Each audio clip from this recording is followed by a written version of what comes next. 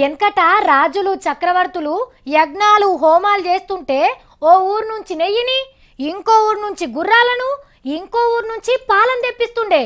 దేవాన దేవతలను చుట్టాల లెక్కనే పిలుస్తుండే.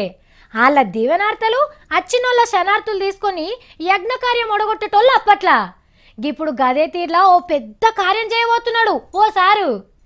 గా సారెవరో మీకు ఇప్పటికే అర్థమైంది కదా. ఆకాశం అంతా పందిరి, భూదేవంతా పీటేసి అన్ని దేశాల పెద్దలు కదిలిరాంగా, అఖిలాంధ్ర జనం కదిలిరాంగా ఆంధ్ర రాజధాని పునాది పడబోతున్నది అజరామరంగా. ఇక్కడ రాజులు చక్రవర్తులు ఉండరు గాని బరాబర్ వాళ్ళ పట్టాభిషేకం అయినప్పుడు చేసినట్టే జరగబోతున్నది ఈ కార్యము. రాష్ట్రంలో ఉన్న అన్ని పుణ్య నదులకెళ్లి నీళ్లు తెప్పిస్తున్నారు. సంకల్ప దీపంలో జిల్లా జిల్లాకు తిరిగి ఇంత సమర్ పోసుకొని వస్తున్నారు. ఇక జపాన్ సింగపూర్ వాళ్ళు అయితే ఎట్లనైనా వస్తారు. ఇక మోడీ సారే శంకుబండ వాచేది కాబట్టి కేంద్రం మొత్తం ఇడికొస్తున్నది. అట్లనే చిన్న పెద్ద లీడర్లు, ఆఫీసర్లు, వ్యాపారాలు చేసేటోళ్ళు, పెద్దరికాలు చేసేటోళ్ళు ఇట్లా అందరికందరూ అన్ని పనులు ఇడిచిపెట్టి అమరావతిలోనే ఉండబోతున్నారు.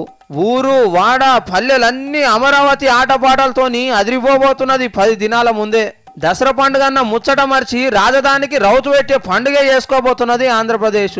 ఇక రాజధానికి భూములు ఇచ్చిన వాళ్ళైతే ఇంటికి ఆడబిడ్డలోనే మర్యాద వేయబోతున్నది ఆంధ్ర సర్కారు.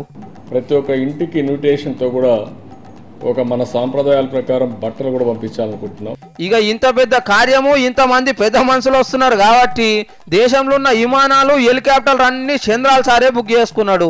శంకుస్థాపన పండుగకు ముంగట 3 రోజులు, వెనక 3 రోజులు. అమరావతి చుట్టూన్న హోటళ్లు, లాడ్జీలను ఇప్పటికే గుత్తకు తీసుకున్నదట అక్కడి సర్కారు. ఇక ఇట్లా చెప్పుకుంటా పోతే ఇవాళ కాదు గాని దునియాలో ఇదివరకు కొవ్వలు చేయని తీల్రా, ఇక ముందుగాల కూడా ఇంకొవ్వలు చేయనంత గొప్పగా చేసేటందుకు తయారుగున్నదట చంద్రాల సర్కారు.